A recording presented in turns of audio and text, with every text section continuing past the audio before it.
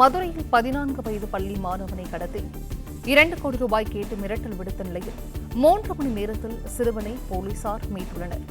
Madurai SS colony பகுதியைச் சேர்ந்த 14 வயது மாணவன் இன்று காலை ஆட்டோவில் பள்ளிக்கு சென்றபோது கடத்தப்பட்டிருக்கிறார்.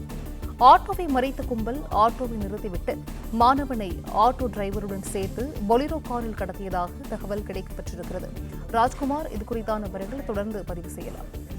வணக்கம். மதுரையில் 14 வயது பள்ளி மாணவனை கடத்தி 2 கோடி ரூபாய் கேட்டு மிரட்டல் விடுத்த ஒரு கும்பல் மிரட்டல் விடுத்திருந்தது. இந்த நிலையில 3 மணி நேரத்தில் போலீசார் மாணவனையும் ஆட்டோ டிரைவரையும் மீட்டிருக்கிறார்கள்.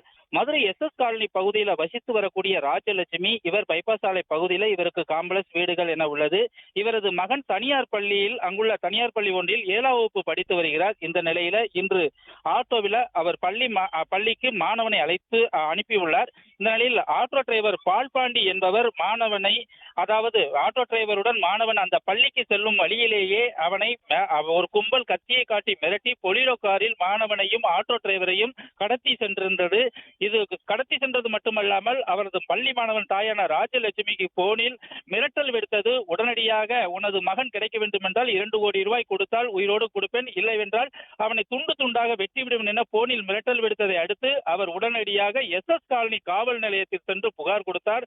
உடனடியாக காவல் ஆய்வாளர் காசி தலைமையில தனிப்படையினர் தொடர்ந்து அந்த கடத்தல் கும்பலை விரட்டி சென்றது. இந்த நிலையில பொலிரோ காரில் கடத்தி சென்ற கும்பலானது கோச்சடை பகுதியில் உள்ள 4 வழி சாலையில் அந்த ஆட்டோ டிரைவரையும் பள்ளி மாணவனையும் விட்டுவிட்டு அவர்கள் பறந்து விட்டார்கள். உடனடியாக போலீஸ் தொடர்ந்து அந்த கடத்தல் கும்பலை தேடி வருகிறார்கள்.